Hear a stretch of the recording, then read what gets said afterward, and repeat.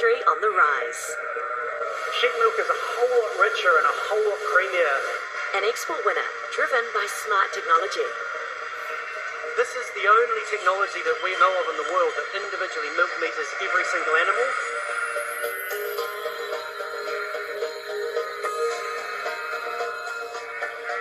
On the North Island's volcanic plateau, a model farm for a whole new industry based on our most traditional farm animal.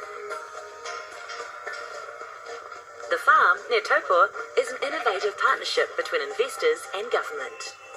It's 50% owned by private investors such as myself, and we're just a group of Kiwis that believe we can create a branded sheep milk agribusiness out of New Zealand.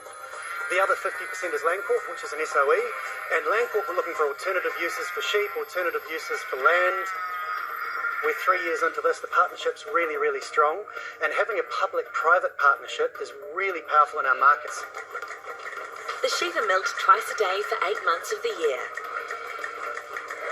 Electronic air tags are linked to a computer system, and company CEO Scotty Chapman says that's what's given the business its leading edge.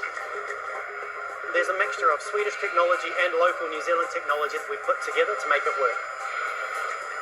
Every animal, as she comes into the parlour every single day, her total milk, the amount of fat, the amount of protein, everything is measured on every milking because we need to understand which genetics are working, which are not, so we can work out how do we improve the genetics to give us the best, richest, most nutrient milk we possibly can.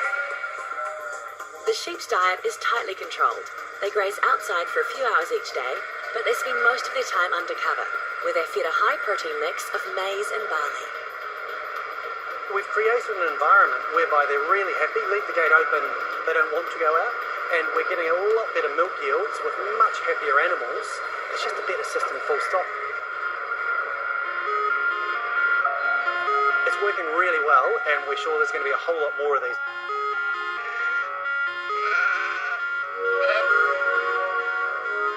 Spring Sheep Milk is in fact developing 2 more model farms in Waikato. This building here is our housing barn, and what it is for is to ensure the girls can be inside the whole time while we're milking. 400 on each side, plus another couple of hundred out the other side, so there's 1,000 ewes can live in here permanently.